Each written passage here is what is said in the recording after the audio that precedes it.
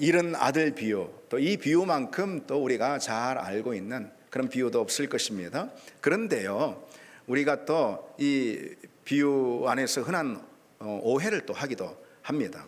오늘 비유에 대한 흔한 오해가 있는데요, 그것은 비유의 제목에서 비롯된 오해다라고 할 수 있습니다. 보통 오늘 본문 이 비유의 제목을 뭐라고 말하죠? 탕자의 비유다. 탕자의 비유, 그렇게 말하는데 실은 오늘 본문의 주인공은 탕자라기보다도요, 탕자의 아버지라 할 수가 있습니다. 그래서 이 비유의 핵심적인 주된 메시지도 이 탕자의 아버지의 행위로부터 이 메시지가 다 나오는 걸 볼 수가 있습니다. 그리고 한편 여러분, 이 탕자의 잘못이 뭔가 보면은, 탕자의 잘못은 그가 아버지의 유산을 미리 얻어서 다 허랑방탕하게 탕진해 버린 거, 그게 탕자의 잘못이라 이렇게 여기는데, 실은 그보다 이 탕자의 주된 잘못 혹은 죄라고 할 수 있다면요, 그것은 아버지를 떠난 거예요. 아버지를 떠나서 아버지로부터 잃어버린 바 된 거, 그게 바로 이 탕자의 잘못입니다. 그래서 오늘 본문의 이 제목을 좀 정확히 말한다면은 잃은 아들을 찾은 아버지의 비유, 이렇게 말해야 좀 옳을 것 같습니다. 자, 이제 비유를 좀 들어가 보면은요, 여러분이 비유의 내용은 여러분 상세히 다 잘 아시는 내용이에요. 이 둘째 아들이, 아들 둘이 있는데 둘째 아들이 아버지에게 미리 가가지고 유산을 요구하지 않습니까? 내 유산을 미리 좀 달라, 이렇게 말이죠. 그런데요, 이거 뭐 우리가 볼 때는 아들의 이런 행위에 대해서 뭐 무슨 문제가 있을까 이렇게 생각을 할 수 있고요. 또 현대 오늘 우리의 시각으로 보자면은 이 아들이 상당히 독립성이 좀 있네, 뭐 이렇게 생각할 수도 있을지 모르지만은, 이때 당시 유대적 배경으로 보자면은 아들의 이와 같은 행위 있잖아요. 미리 아버지가 멀쩡히 살아있는데도 불구하고 자기가 가가지고 자기 유산을, 자기 몫을 요구하는 이런 행위 있죠. 이것은 대단히 파렴치한 그런 행위입니다.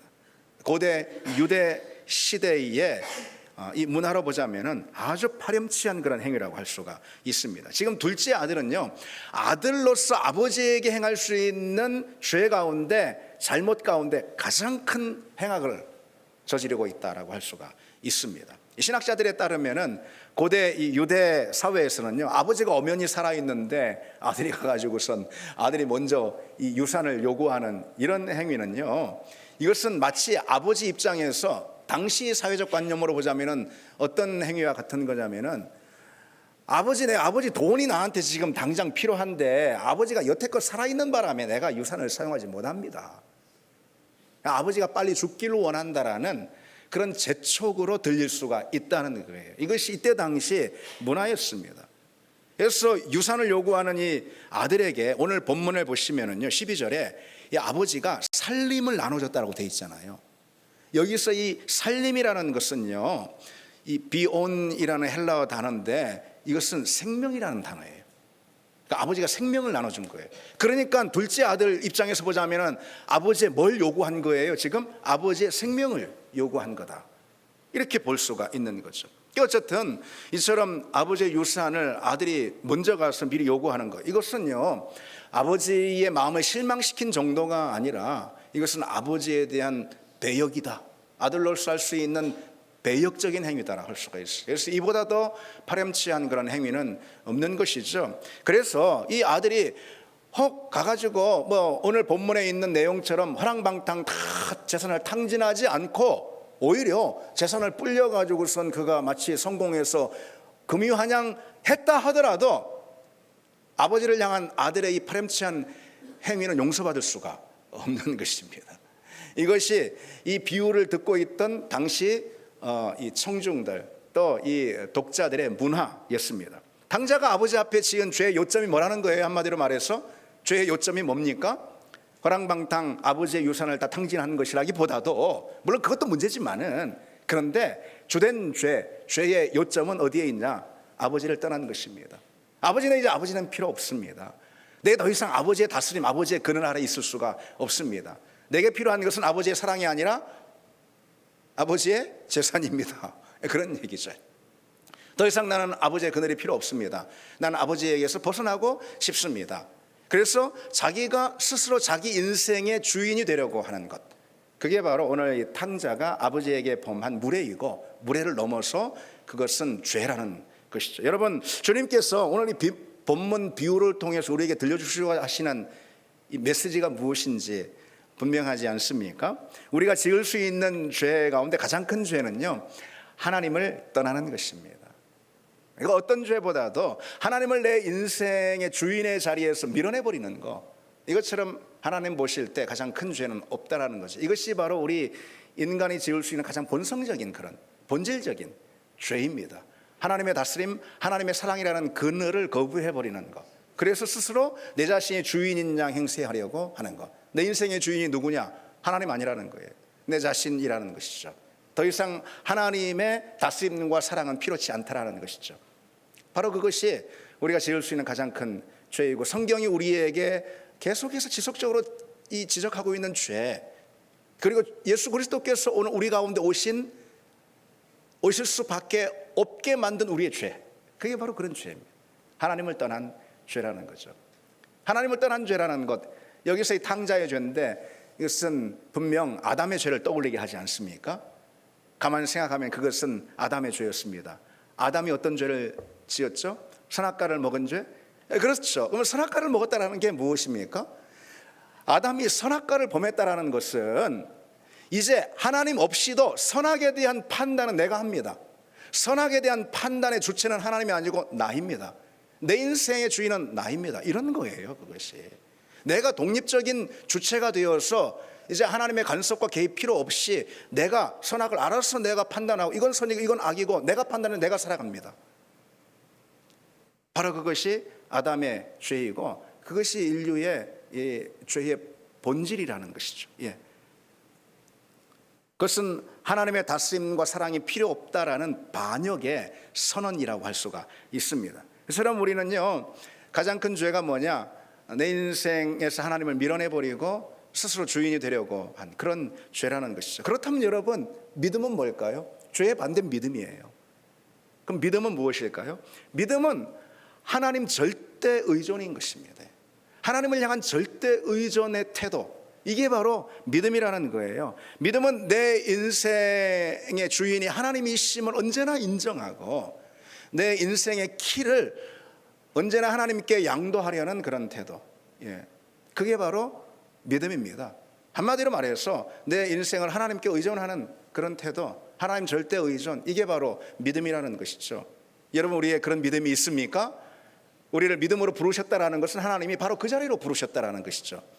그래서 여러분, 한번 고백해 보실까요? 같이 한번 고백해 보실까요? 주님이 내 인생의 주인이십니다. 우리가 실은 주님이라고 부르잖아요. 주님이라고. 그래서 주님이 내 인생의 주인인 것입니다. 따라서 그 말은 내가 전적으로 내 인생을 당신께 맡겨드리고 당신께 의존합니다. 난 주님 없이 한순간도 살 수가 없습니다. 뭐 그런 고백 아닙니까? 그 고백에서 우리 믿음이 출발을 한다는 거죠.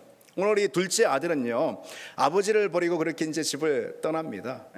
그리고 먼 나라에 가가지고 자기 재산을 다 이제 낭비하는데, 오늘 본문에 보시면은 이게 13절에 재산을 낭비하더니에 돼 있잖아요. 이 대목은 그저 이제 문자적으로 우리가 이해하기보다도 이때 당시 중동 문화의 배경을 바탕으로 이해하는 것이 좋습니다.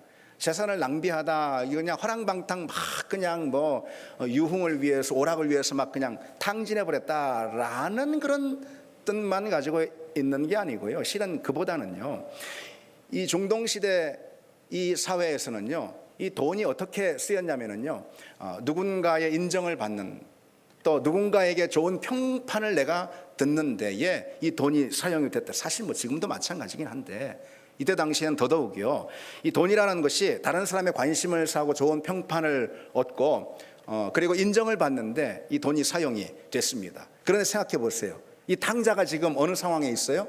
돈은 많이 가졌지만은, 그러나 지금 낯선 나라에, 먼 나라에 지금 타국에 와 있잖아요. 그러니 더더욱 이 탕자는 자기의 돈을 어디에 쓰겠습니까? 자기를 다 사람들 몰라요. 그런데 자기가 그 사람들한테 인정받고 대접받고 환영받고 해야 되지 않겠습니까? 받아들여야 되는 거 아니겠습니까? 그러니까 돈을 쓰는 거죠. 거기에 돈을 다 허비해버렸다, 이런 뜻입니다. 그러나 뭐 누구라도 돈이 무한정 있는 것은 당연히 아니고요. 그러니까 돈이 다 떨어져 버린 것이고, 오늘 본문에 보면은 더군다나 이 흉년이 겹치고 말았어요. 오늘 본문에. 그렇죠? 흉년이 그냥 겹쳤어요. 당자는 그랬어요. 돈이 다 떨어져 버렸지. 흉년까지 겹쳤지. 인심이 사나워지는 거 아니겠어요? 자기는 근데 돈이 하나도 없어. 그러니까 이 탕자는 타국에 와가지고선 그동안 이렇게 돈이 그렇게 많았는데 돈이 다 떨어져서 완전히 궁핍한 처지에 처해지게 됐던 거죠. 처음으로 말이죠. 그런데 그 친구들 있잖아요. 그동안 그가 그 많은 돈을 써가지고선 인정을 받고 그리고 환대해주고 자기 사람으로 만들고 했던 그 많은, 그때는 막 그렇게 막 자기를 친구로 여기고 따라오고 했던 그 사람들 있잖아요. 다 어디 갔어요? 다 탕자를 떠나버린 거예요. 예. 그래서 철저하게, 그야말로 철저하게 홀로 남아버린 거예요. 혼자가 된 거죠. 아마도 탕자는 그랬을 거예요. 자기가 돈이 많았을 때. 예. 세상의 친구들이 말이지, 내가 만들어낸 이 친구들이 이렇게 빨리나 날 떠날 건가, 이런 생각 정말 상상도 하지 못했을 거예요. 그런데 그렇게 사람들이 다 등을 돌려버린 거죠. 그게 세상입니다. 그렇죠? 뭘 원망합니까? 세상이 원래 그런 거예요, 여러분. 여러분들이 그런 현실도 다 경험하고 있지 않습니까? 세상은 그렇게 매장하고 그런 것입니다. 그게 세상입니다. 세상이 우리를 아끼고 우리를 사랑해주고 우리를 받아줄 때가 있습니다. 물론 세상도 그래요. 당연히 우리를 인정해주고 우리를 대접해주고 세상이 우리를 받아줄 때가 있습니다. 언제 그렇습니까? 우리가 잘나고 똑똑하고 우리가 많은 것을 가졌을 때, 우리가 뭘 잘할 때, 그때 세상이 인정해주죠. 그래도 똑똑하고 잘나, 그럼 널 내가 이뻐해주지. 그게 세상입니다. 우리가 일 잘하고 돈 많이 벌면, 너 일 잘하고 돈 많이 벌면 내가 인정해주지. 너 가까이 하지. 그게 세상이죠. 그런데 우리가 실패하고 또 우리가 깊은 어둠 가운데 처해지고 그리고 우리가 빈털터리가 될 때 냉혹한 것입니다. 가차 없는 것입니다. 그 세상을 원망할 필요가 없어요. 세상은 원래 그런 것입니다. 원래. 탕자는 그런 상황을 맞아서 어쩔 수 없었어요. 그 지역의 어떤 유력한 한 부자에게 찾아갑니다.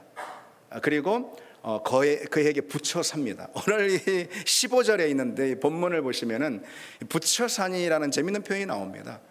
이거는요, 마치 본드나 껌딱지처럼 딱 붙어버린 걸 말하는 거예요. 이 탕자가 정말 절박한 상황이 되니까 그 지역의 유력한 그 부자 그 사람에게 찾아가 가지고선, 그 이방인이죠, 이방인이, 그에게 붙여 살았다라는 거죠. 딱 달라붙었다라는 이런 얘기입니다.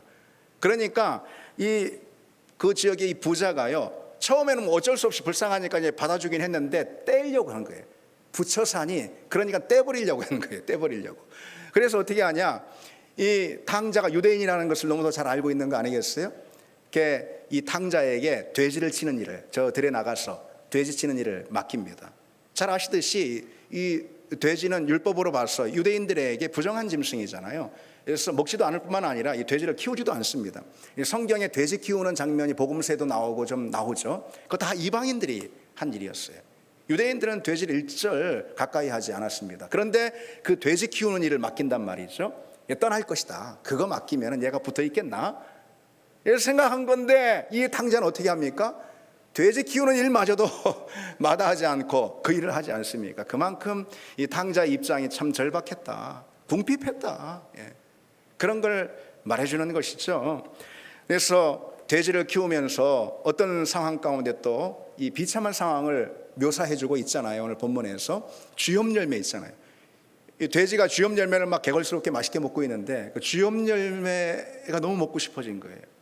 이 쥐염 열매라는 것은요, 지중해 지역에서 나는 캐럿 나무라는 그런 나무에서 나는 열매라고 그럽니다. 그런데 이게 이제 돼지는 먹고 소화가 가능한데 사람 먹을 수가 없는, 소화가 안 되는 그런 열매인 거예요. 그래, 난 배가 너무나도 고파. 그런데 저 돼지는 저 너무나도 잘 먹네. 그러니까 나도 마치 돼지처럼 저걸 다 먹었으면 나도 너무 먹고 싶다. 나도 먹을 수만 있다면 하는 그런 생각을 품게 된 거죠. 이게 얼마나 여러분 참 바닥까지 떨어진 거죠. 정말 비참할 대로 비참해진 겁니다. 그런 비참한 시간들을 보내면서요, 결국 탕자가 어디를 떠오르죠? 아버지의 집을 떠올립니다. 누구를 떠올립니까? 아버지를 떠올립니다. 그간 몇 달이 지났어. 몇 달은 아닐 거예요. 아버지가 유산을 줬잖아요. 그럼 대단히 많은 돈일 텐데. 예. 그러니까 아버지가 나중에 막 소를 잡자 막 그러잖아요. 아들이 돌아오니까 막 소를 잡고 할 정도면은 아버지가 상당히 부자거든요. 그 대단히 많은 돈을 큰아들 몫을 남기고 둘째 아들에게 줬기 때문에 상당히 많은 돈을 그가 다 허비할 정도, 탕진할 정도였다면은 그래도 꽤 시간이 걸렸을 것입니다. 1년? 아니 2년? 아마 꽤나 시간이 지났을 거예요. 그런데 그런 정말 돼지가 먹는 쥐염 열매라도 내가 먹었으면 하는 그 비참한 처지에 이르자 그가 드디어 아버지의 집을 떠올립니다. 여러분, 이게 중요합니다. 이게 중요해요. 탕자가 아버지의 집을 떠올리게 된 것은 자신이 가진 모든 재산을 다 탕진하고 그가 거지꼴이 되었을 때였어요. 바로 그게 중요합니다. 탕자가 아버지의 품을 그리워하게 된 것은 그 숱한 거절과 상처, 배고픔과 비참함에 처했기 때문이라는 것이죠. 여러분, 이게 뭘 말해주는 걸까요? 우리 인생의 흉년이요, 실은 우리가 아버지의 품을 그리워하고 아버지의 품을 찾게 만드는 그런 기회가 된다는 것입니다. 사실 그렇습니다. 우리는 안 그럴 것 같습니까?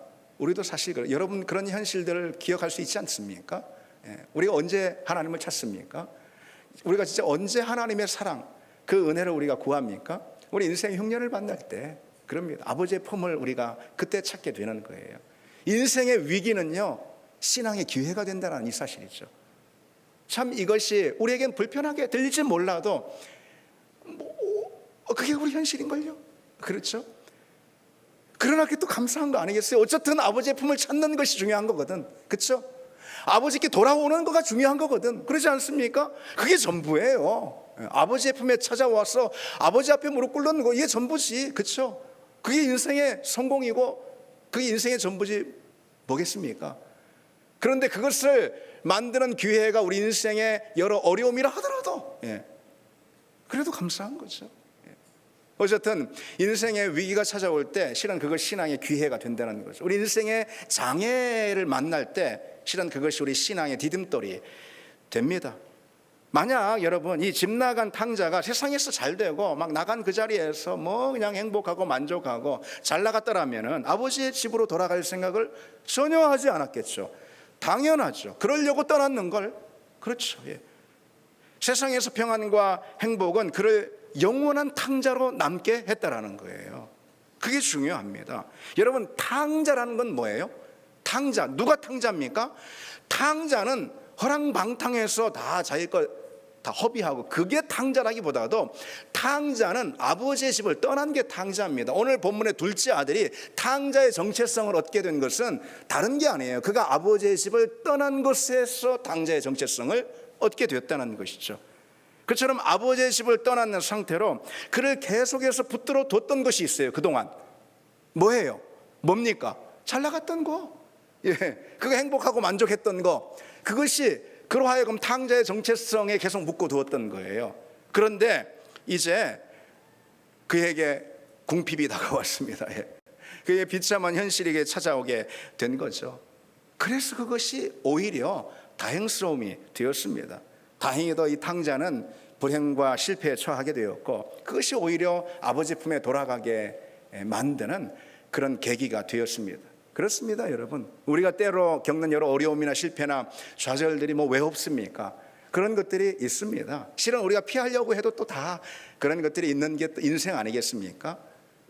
근데 여러분, 그런 걸로 인해서 너무 낙심하고 좌절하고 그럴 필요 없다는 거죠. 우리가 때로 겪는 여러 어려움이나 실패나 장애는요, 우리를 하나님 앞에 세우는 또 축복이 된다는 거예요. 그것이 축복이 됩니다. 그래서 우리가 평안하고 또 형통하고 할 때도 감사한 거고, 감사죠, 당연히. 그렇죠? 그런데 우리가 때로 어려움을 만나고 장벽을 만나는 것도 또 감사, 다행이 되는 겁니다. 왜? 그것이 우리로 하여금 하나님 앞에 우리를 세우게 하는 그런 기회가 되기 때문이죠.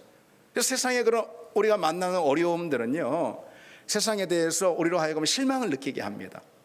안 그랬거든. 세상이 좋다고 막 정신없이 그냥 살았습니다.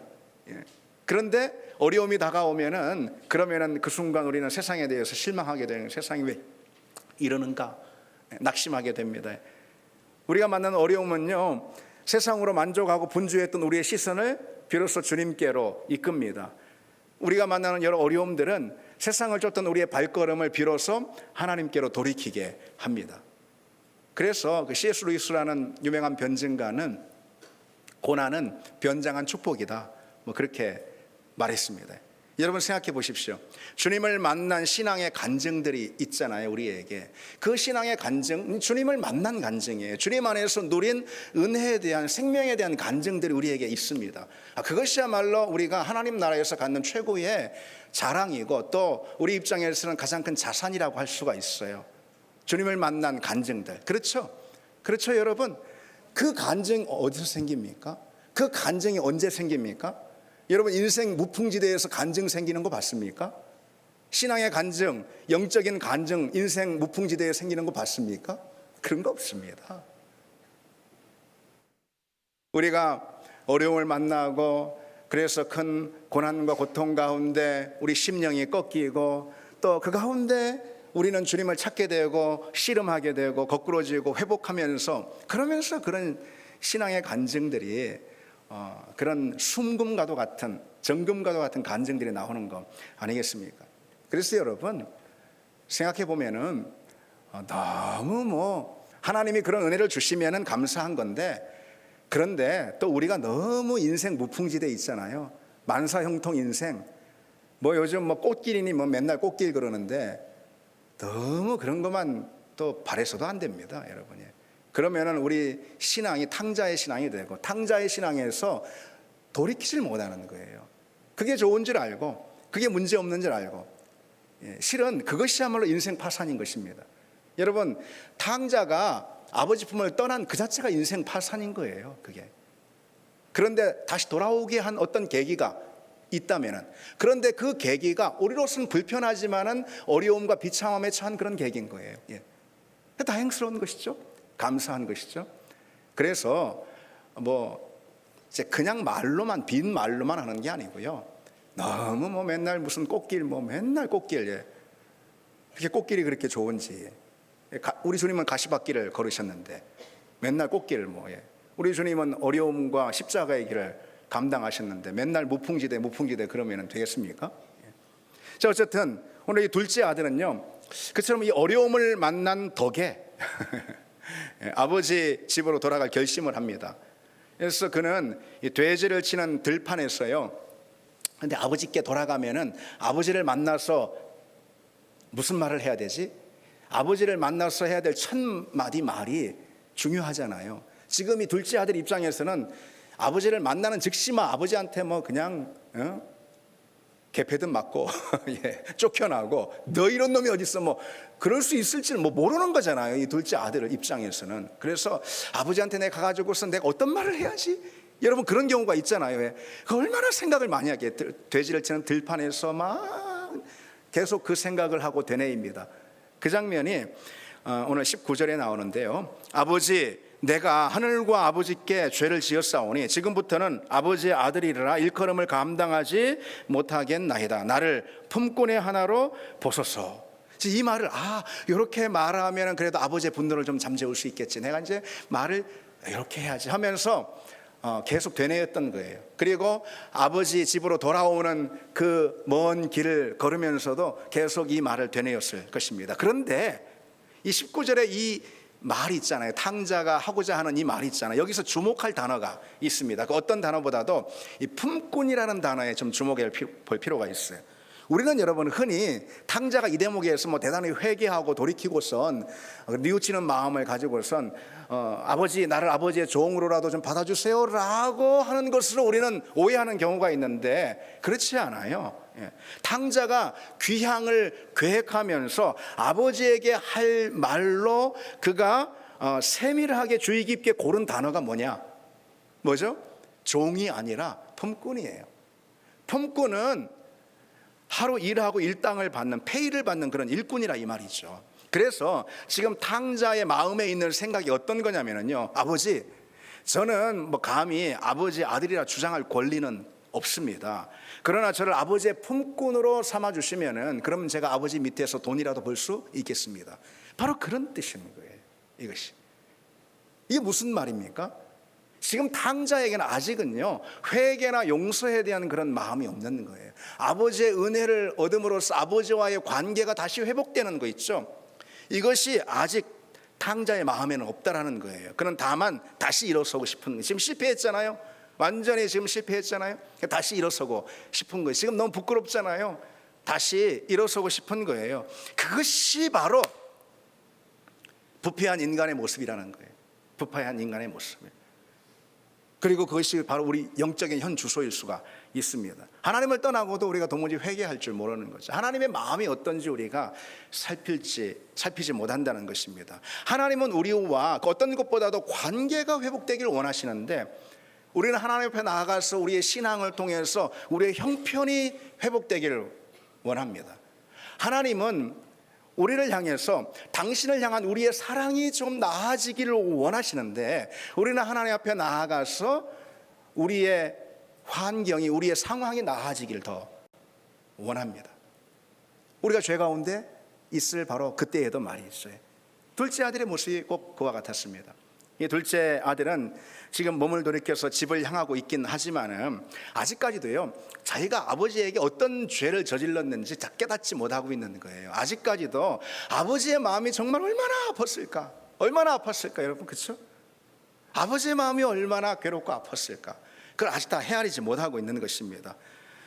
탕자는 아직 회개의 마음이 없는 것이죠. 다만 형편이 어쩔 수 없어서 지금 돌아갈 뿐인 거예요. 그런데요 그야말로 충격적인 대면을 갑작스럽게 하게 되면서요 이 탕자는 그 마음이 녹아지게 되고, 그리고 뭐 품꾼 운운하면서 가졌던 그런 모든 생각이 다 깨지게 됩니다. 그 대목이 20절부터 나옵니다.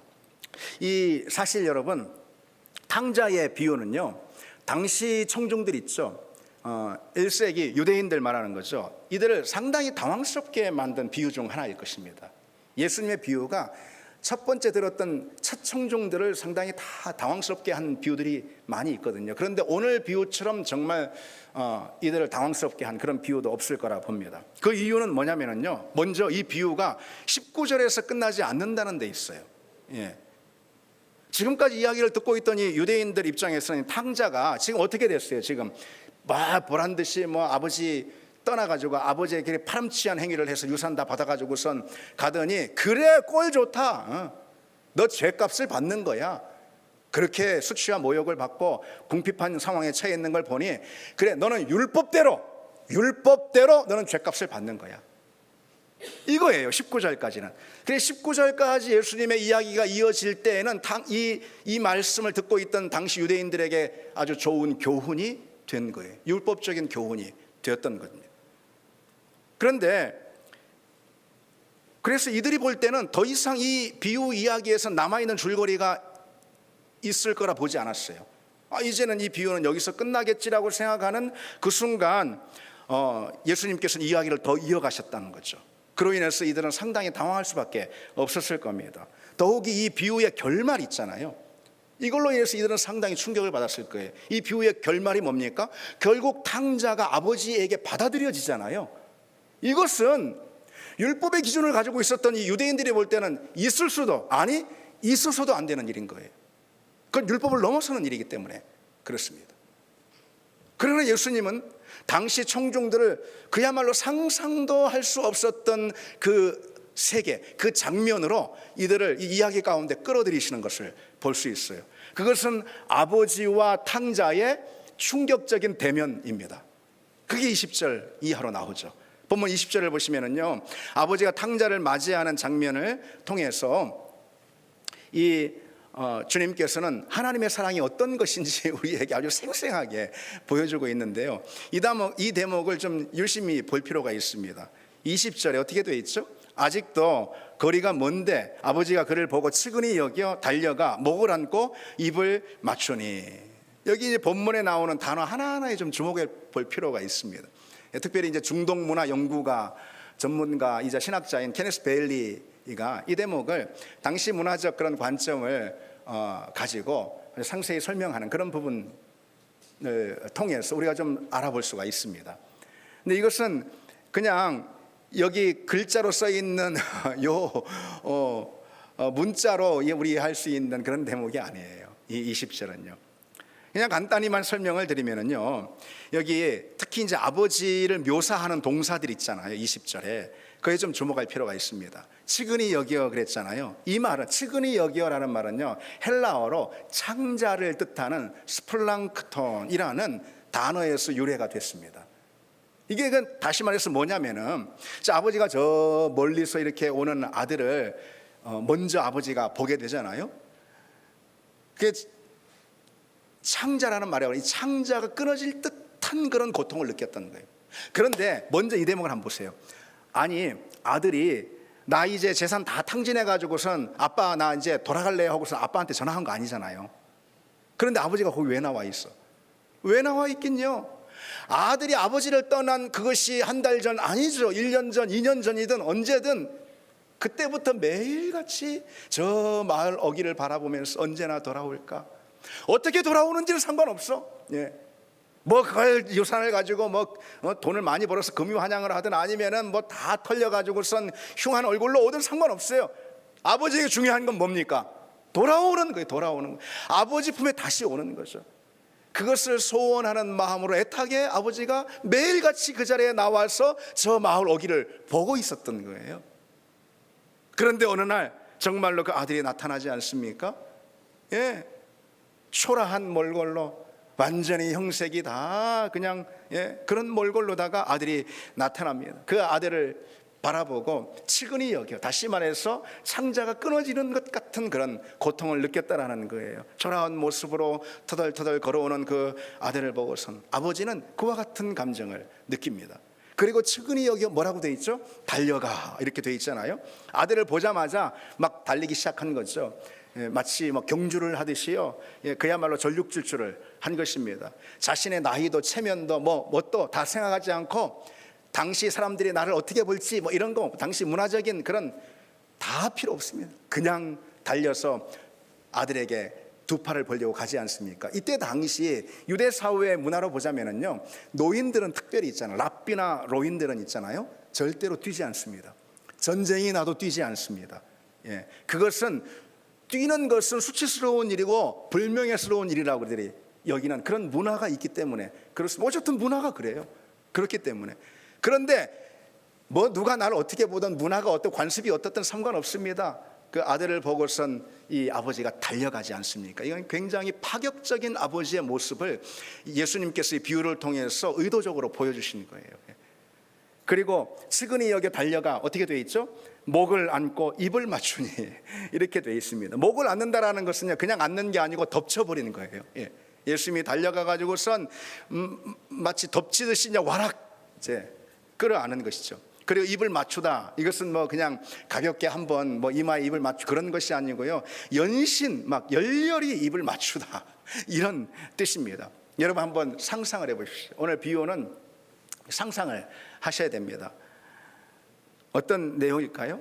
아버지가 정말 애끓는 마음으로 저기 아들이 오는 정말 초라한 행색으로 오는 그 아들을 보고 마음이 들끓듯 애타듯 일어나서 정말 창자가 끊어질 듯한 그런 고통을 느끼면서 아들에게 달려갑니다. 한 걸음으로 달려갑니다. 누가 보든 누가 날 욕하든 상관없어. 저 노인 내가 미쳤나? 상관없습니다. 그냥 아들을 향해 달려가서 아들이 뒤로 자빠질 정도로 막 와라 끌어안고 연신 맹렬하게 아들의 볼에 입을 맞춥니다.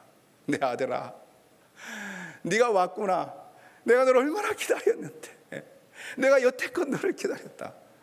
바로 그런 장면이라는 거죠. 여기 주님께서 이 비유를 통해서 보여주시고자 하시는 것은 하나님의 모습 아니겠습니까? 그렇죠? 당자의 아버지는 아들의 뭐 잘못이나 아들의 뭐 배역이나 아들의 무슨 죄나 이런 것들을 둘주지 않습니다.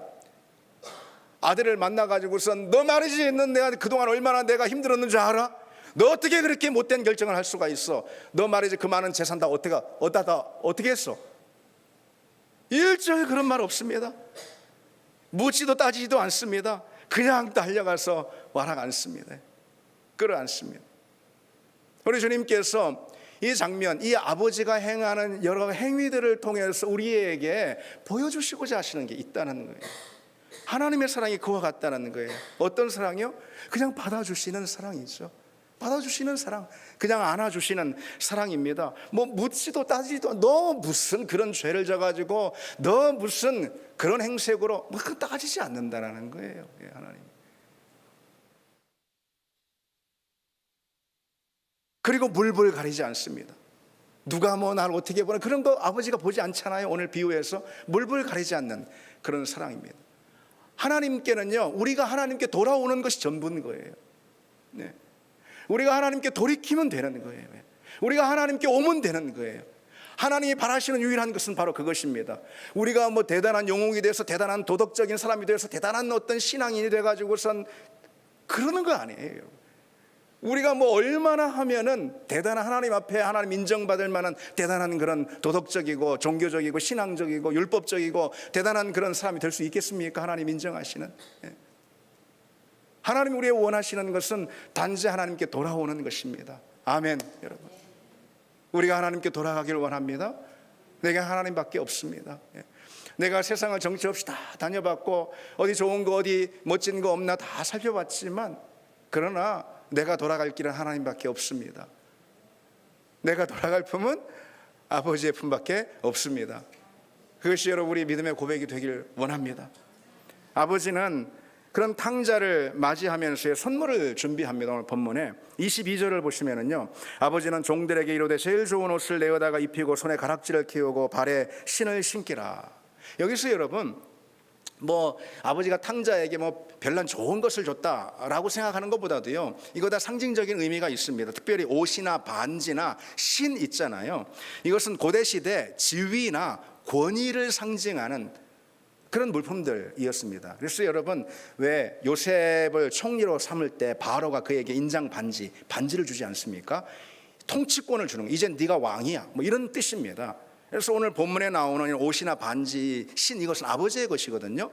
그래서 뭘 말하는 거죠? 이것을 선물했다는 것은 이제 탕자를 아들로 받아들였다는 거예요. 탕자의 지위가 아들로 회복이 되었다는 것을 의미합니다. 여기서 한번 보십시오. 이게 중요합니다. 탕자가 아버지에게 받은 선물이 뭡니까? 여러분? 아들로 받아들여진 것이죠. 그렇죠? 아들의 지위가 회복이 된 것입니다. 탕자가 아버지께 받은 선물은요, 아버지의 남은 가산이나 아니면은 뭐 아버지의 품꾼으로 고용돼 가지고 돈을 많이 버는 것이나 그런 게 아니고 뭐죠? 아버지께 받아들여진 것입니다. 아들의 지위가 회복이 된 거예요. 그것이야말로 탕자가 기대하지도 않았고 그리고 기대할 수도 없었던 그런 선물 아니겠습니까? 그래서 오늘 본문에 탕자가 돼지치는 그 들판에서 되네이드 하는 말이 뭡니까? 내가 아버지의 아들로 인정받을 수는 없다라는 거예요. 그 말 아닙니까? 그렇죠? 그러니까 품꾼의 하나로 받아들여라는 그런 얘기 아닙니까? 그래, 탕자도 애초에 생각할 수도 없는 바로 그 지위, 아들의 지위가 회복이 됐습니다. 그것이 하나님 우리에게 줄 수 있는 최고의 선물 아니고 무엇이겠습니까? 주님은 이 비유를 통해서 뭘 말씀하고 계시는 걸까요? 우리가 하나님으로부터 받을 수 있는 최고의 선물이 무엇인지를 분명히 보여주시는 거죠. 하나님께 받아들여지는 것. 하나님이 우리에게 예수 그리스도를 통해서 예수 그리스도의 십자가와 그 십자가의 보혈을 통해서 우리의 모든 죄를 사하시고 그리고 우리가 구원을 얻고 하나님의 자녀가 되는 것. 우리가 예수 그리스도를 통해서 하나님의 자녀가 되는 것. 그거 아니고 여러분 무엇이겠습니까? 다시 말해서 한마디로 말해서 하나님 우리에게 주신 최고의 선물은 예수 그리스도입니다. 예수 그리스도. 아멘. 여러분 뭘 더 바라는 게 있습니까? 하나님 뭐 내 안 준 게 뭐 있지 않냐고 하나님 앞에 뭐 청구할 것이 더 많이 있습니까? 그 아들 예수 그리스도를 우리에게 주셨는데 이것으로는 충분하지 않다며 섭섭한 것이 있다면 또 뭐가 있습니까? 여러분 어떠십니까? 사실 저는 일전에 기도를 하는데 제 스스로에 대해서 참 마음이 아팠습니다. 하나님이 내게 예수 그리스도, 내 기도를 하는데 문득 그런 생각이 들었습니다. 하나님이 내게 예수 그리스도, 내 인생의 최고의 보화인 예수 그리스도를 주셨는데 내 뭐에 그렇게 부족한 것처럼, 뭐에 그렇게 궁핍한 것처럼 그렇게 뭘 이렇게 찾고 있는가? 물론 기도는 할 수 있어요. 하나님 양식을 위해 기도하라고 했으니 뭐든 기도할 수 있는데, 별안간 그런 생각이 저한테 파고들었습니다. 마치 제가 오늘 탕자처럼요, 오늘 비유의 이 탕자처럼 그와 같다는 생각이 들었습니다. 내 인생의 진짜 응답은 누구죠? 내 인생의 참된 응답은 예수 그리스도예요. 그 예수 그리스도를 하나님께서 내게 응답해 주셨는데, 나는 왜 그리 다른 것을 응답해 달라고 또 응답해 달라고 그러고 있는가? 뭐 그런 생각이 들었습니다. 그런 생각이 드는 게, 내가 왜 이렇게 나는 이렇게 뭔가 공허함을 느끼는가? 내 안에 있는 이런 공허함 뭘 말해주는 것이지? 이런 염려나 걱정은 뭘 말해주는 거? 내 안에 있는 이런 결핍과 공복감은 대체 무엇이지? 내 예수를 믿는데 내가 그리스도인인데 내 안에 있는 공복감은 다 뭐지? 이건 보니 내가 예수님을 안 믿는 것 같아. 예수님이 내 안에 안 계신 거예요. 내가 탕자처럼 예수님을 떠난 거죠. 그러는 거 아니겠습니까? 예수님이 내게 가장 큰 선물이고 복인데 뭘 그렇게 내가 구하고 있는, 뭐 이렇게 없는 것처럼, 예수 안에 모든 부요가 있고 생명이 있고 예수 안에 모든 복이 있는데 내가 뭘 그렇게 찾고 있을까? 내가 뭐가 이렇게 결핍이 있어서 이렇게 맥이 빠져 있는가? 뭐 그런 생각이 들었습니다. 예수를 믿는다면서도요, 맨날 허기 가운데 있는 사람이 있습니다. 맨날 허기를 느끼는 사람들이 있습니다. 예수를 모셨다고 하면서도 뭐가 이렇게 부족한 것이냐, 궁핍한 사람인처럼 공복감 가운데 여기 가고 저기 기웃거리고 뭐 하면서, 사실 우리가 그렇습니다. 종종 우리에게 그런 일이 있습니다. 우리 신앙이 말뿐이지 실제로는 우리 삶의 자리에서 주님을 떠난 탕자처럼 우리가 살 때가 많이 있는 것이죠. 우리는 때로 간절한 마음이 돼서 하나님 앞에 구합니다. 그렇잖아요, 여러분. 하나님 앞에 뭔가를 구하고 소원합니다. 그러나 하나님은요, 그때마다 제일 먼저 우리에게 무엇으로 응답해 주시냐면은 예수 그리스도로 응답해 주십니다. 우리가 뭔가 필요해서 뭔가 부족함을 채우기 위해서 하나님 앞에 구하는데, 그때마다 하나님은 물론 그걸 주실 수 있지만 제일 먼저 우선적으로 우리에게 응답하시는 것이 무엇이냐? 예수 그리스도로 응답해 주신다는 거죠. 예수 그리스도를 우리에게 주십니다. 왜요?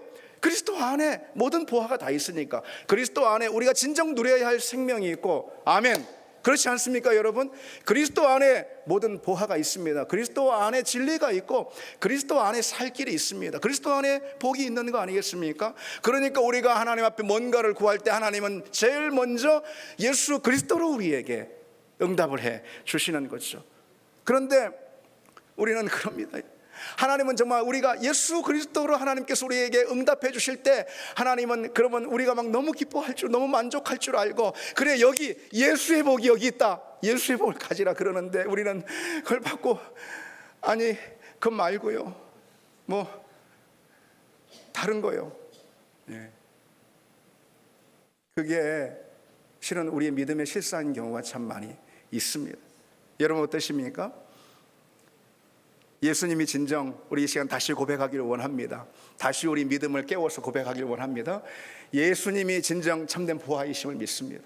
예수님 안에 우리의 모든 생명과 은혜와 복이 다 담겨 있는 줄 믿습니다. 그래서 예수님이면 충분한 줄 믿습니다. 하나님의 사랑이면 충분한 줄 믿습니다. 우리 같이 찬양 드리겠습니다.